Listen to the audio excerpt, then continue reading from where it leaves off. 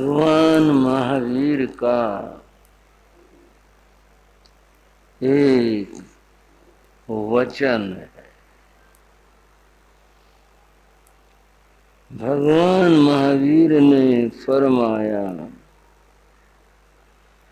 वमे चत्तारि दोषा हीयमपनो। इसका अर्थ है, जो अपना भला चाहता हो, श्रावको श्राविकाओ, भगवान का वचन बहुत समझने का, बहुत ही गहराई लिए है। जो अपना भला चाहता, हाँ कहोगे सब अपना भला चाहते हैं। दुनिया में कोई भी ऐसा नहीं होगा जो अपना भला न चाहता हो। भगवान कह रहे हैं, जो अपना भला चाहता हो उस व्यक्ति को चार दोषों का वमन कर देना चाहिए। अब ये समझने की बात होगी। भगवान ने यहां वमन शब्द का प्रयोग किया। चत्तारि चार बातें,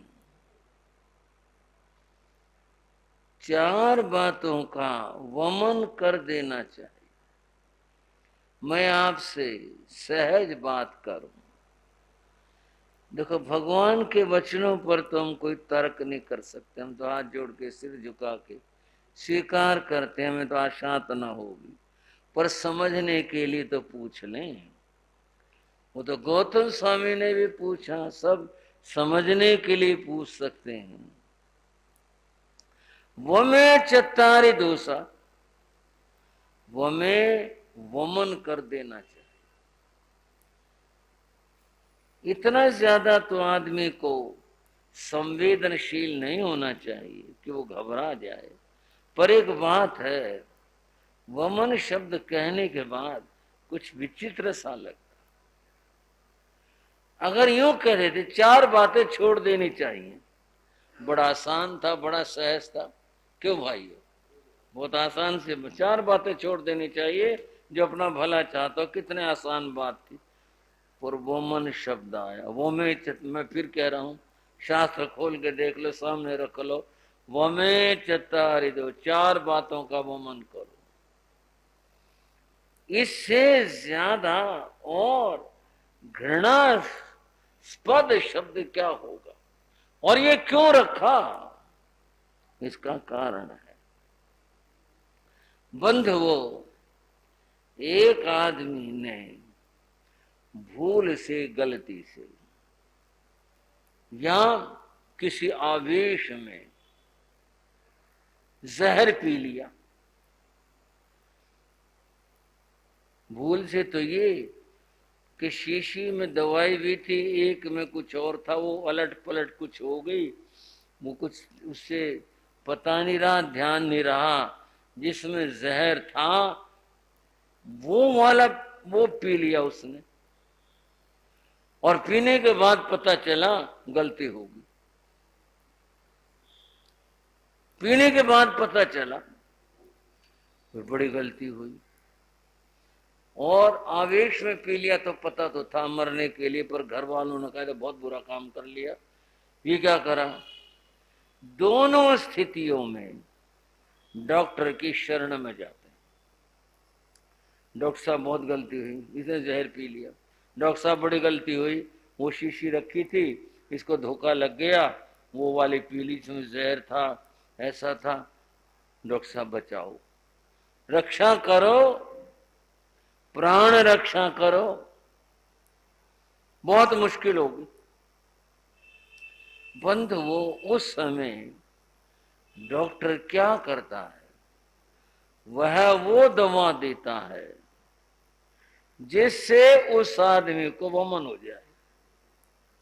अब इसका और कोई समाधान नहीं था, कुछ और दवा दे देंगे, जहर कम हो जाए, असर हो जाए, ना ना।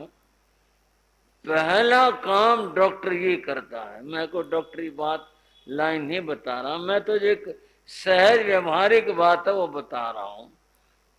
वो यही है कि वे डॉक्टर उसको वमन करवा, भाई अंदर से निकालो, इसका निकलना जरूरी है।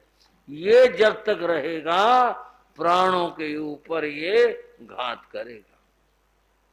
चाहे वो उल्टी करवा के निकालो, चाहे ट्यूब डाल के निकालो, चाहे कुछ के निकालो, अंदर जो चीज वो गलत चली गई उसको निकालो। उसके निकलने में ही हित है, इसी में फायदा है। इसलिए भगवान ने कहा वमे चतारी दोष, अगर अपना भला चाहते हो ना तो इन 4 बातों को वमन कर दो। अब तो बात जुड़ गई ना, तो समझ आ गया ना वमन बात ये शब्द कहा क्यों। डॉक्टर के बाद से बात समझ आई कि भी इनका निकलना जरूरी है। ये जब तक नहीं निकलेंगे बात बनेगी नहीं। तो वहां पूछोगे इस बारे में कि वो बात तो बताई नहीं, तो बता दिया जहर भगवान किसके लिए कहते हैं। वो 4 बातें हैं, क्रोध, मान, माया, लोभ। इसको कषाय कहते हैं। कषायों का भीतर में होना बड़ा खतरनाक है। कषायों का निकल जाना ये हमारी भलाई है, इसमें हित है। ये कषाय निकल जाए हमारा हित हो, हमारा भला हो। जहर निकल गया, आदमी अब खतरे से बाहर है, हो जाएगा ठीक, कोई बात नहीं, परंतु जहर का निकलना जरूरी था, इन कषायों का निकलना जरूरी है। अब एक और बात बताता हूं। एक आदमी डॉक्टर के पास गया, डॉक्टर साहब मैं बहुत परेशान हूं। क्या बात है भाई, परेशानी की क्या बात है। क्या बताऊं जी, मैं कुछ भी खा लूं, हल्के से हल्का खा लूं, कुछ भी खा लूं, वो पेट में ठहरता ही नहीं, वमन हो जाता है, वोमिटिंग हो जाती है। मैंने सब देख लिया, रोटी खानी छोड़ दी, हल्की चीज खा ली और खा ली, तरल पदार्थ लेकर देख लिए, क्या बता, मैं तो कुछ भी खाता हूं वो वोमिट हो जाता है। अच्छा भाई कोई बात नहीं, तो ये दवाई देंगे।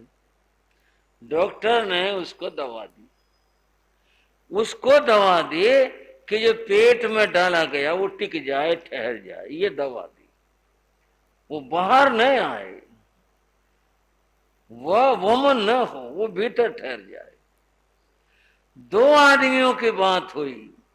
डॉक्टर एक के लिए वमन जरूरी समझता है, दूसरे के लिए इसको वमन होना नहीं चाहिए, इसको रोका जाए, ये जरूरी समझता है। अब बात अपने पर आई, हमारे भीतर से कषाय निकल जाए, इनका वमन होना जरूरी है। और बंध वो हमारे जीवन के अंदर जो हम भगवान की वाणी सुनते हैं, वो जो ज्ञान है वो हमारे अंदर ठहर जाए। ये क्या बात हुई, ये बात यूं हुई, ऐसे हुई, सुनते हैं और नीचे उतरते उतरते भाई क्या चर्चा थी, क्या बात थी तो भाई महाराज बता तो रहे थे, बात तो अच्छी थी, पर ध्यान नहीं रही क्या बात थी, क्या बात हुई भाई। इतनी देर में भूल गए और घर जाते जाते बिल्कुल ही भूल गए। और शाम को पूछे कि भाई आज क्या चर्चा थी, आज क्या बात थी, आज प्रवचन में क्या बात हुई। भाई सुनाया तो अच्छा था, भाई ध्यान नहीं आ रही, बात तो पता नहीं वो क्या कुछ कह तो रही थी, क्या बात हुई भाई। अब ये दोनों बीमारी की बात है, अंदर में न ठहरना ये भी बीमारी है, और गलत चीज का भीतर ठहर जाना ये भी गलत है। उसका बाहर होना जरूरी है और उसका भीतर में ठहरना जरूरी है, इसमें हमारा भला, हमारा कल्याण है। अब पहली बात की चर्चा करते हैं। पहली बात भगवान ने कही कि कषाय भाव विष के समान है, और वह अगर व्यक्ति में है, भीतर में है, तो उसका अहित होता है। इस कषाय भाव को स्पष्ट करने के लिए उसके भेद और प्रकार बता दिए। ये सारे कषाय हैं। क्रोध कषाय है, मान कषाय है, माया छल कपट कषाय है, लोभ कषाय है। ये कषाय हैं। ये चारों बातें, इनका भीतर में रहना होना ठीक नहीं है। कोई व्यक्ति अगर पुरुषार्थ करके कुछ सद्भावना से क्रोध को निकाल दे तो क्या हो? अब क्या हो, ये तो अच्छा सवाल होगा। क्या होगा? क्रोध को निकाल देंगे, क्या मिलेगा, क्या होगा? आप और मैं किसी बात का अनुमान करें, जरूरत ही नहीं। गौतम स्वामी हमारे पास में कहो, सामने कहो, हमारे जहन विचारों में कहो। गौतम स्वामी ने पूछा, कहो विजयण भंते जीवे किम जनई। भगवान कोई क्रोध को जीत ले, जीतने का मतलब है दूर कर दे। क्रोध को कोई व्यक्ति जीत ले, क्रोध को अगर कोई व्यक्ति अपने जीवन से निकाल दे तो क्या हो, क्या लाभ हो, क्या फायदा हो उसको? भगवान ने कहा, कोहो विजीर्ण जीवे खंतिम जनयी। गौतम, इस क्रोध को जीत लेने से, कोहो विजीर्ण, इस क्रोध को जीत लेने से जीवन के अंदर खंते, शांति, क्षमा आती है। ये होगा तो बात बनेगी, अन्यथा बात बनेगी नहीं। और बंधुओं, ये जो शांति है, इसी का दूसरा नाम, दूसरा रूप शांति है। जीवन में अब बात समझ लेना, बात फैसले की है। जीवन में अगर शांति चाहते हो तो इस क्रोध को जीतना होगा। क्रोध को निकालेंगे, ये कषाय जीवन से निकले तो जीवन में शांति आए। अगर ये क्रोध विद्यमान रहा तो बंधुओं, कितना कुछ कर लें, जीवन में शांति नहीं आ सकती, कभी नहीं आ सकती, आएगी नहीं। अगर भीतर के अंदर क्रोध कषाय रहेगा, जीवन में शांति आ ही नहीं सकती। अगर कोई भाई यूं सोचता हो, नहीं महाराज ऐसी बात नहीं, तो मेरे को बताना भाई, क्रोध से किसी को शांति मिली हो तो? क्रोध अगर किसी के अंदर है तो बंधुओं, उसका जीवन अशांत है, उसका जीवन दुखी है। और जिसने क्रोध को निकाल दिया, हटा दिया, दूर कर दिया, उसके जीवन में शांति है। कैसे है ये बात, इसको थोड़ा सा और समझते हैं। इस क्रोध के जीतने से शांति आती है। इस शांति के बारे में बंधु, नारद भक्ति सूत्र एक ग्रंथ है। नारद वही जिसके बारे में लोग कहते हैं जो लड़ाई करवाते हैं, इधर के उधर लगाते हैं, उन्हीं नारद की रचना है।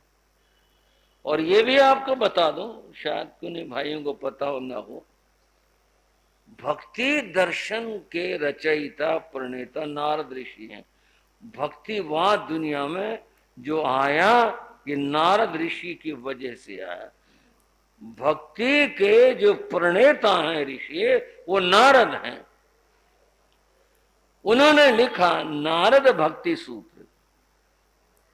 नारद भक्ति सूत्र उन्होंने क्या कहा? अनिर्वचनीयम प्रेम स्वरूपम, इतना सा सूत्र है। अर्थ तो समझ नहीं आया होगा, और मैं आनंदित हो गया इस सूत्र को याद करके, कह करके। क्या बात कही नारद ऋषि ने। अनिर्वचनीयम, वचन से जो कहा न जा सके, अनिर्वचनीय, जो बोला न जा सके, बोलना चाहें बोलते रहें, बोलते रहें, बोलते रहें, फिर भी जो पूरा न कहा जा सके। प्रेम स्वरूपम, प्रेम का स्वरूप ऐसा है। प्रेम ऐसी चीज है, उसको अगर कितना कहना चाहें, व्याख्या करना चाहें, हो ही नहीं सकती। इतनी आनंदपूर्ण चीज है, इतनी अद्भुत चीज है यह प्रेम, इस शब्दों में नहीं कहा जा सकता। ये अनुभव किया जा सकता है, परंतु शब्दों के द्वारा ये व्याख्यायित नहीं हो सकता। ऐसी बात है इसकी। ये जो मैं अभी कह रहा था ना, मैं अपनी बात से दूर नहीं हूं, अभी मैं कह रहा था खंतिम जनई, उस व्यक्ति को जो क्रोध को जीत ले वो शांति को प्राप्त करता है।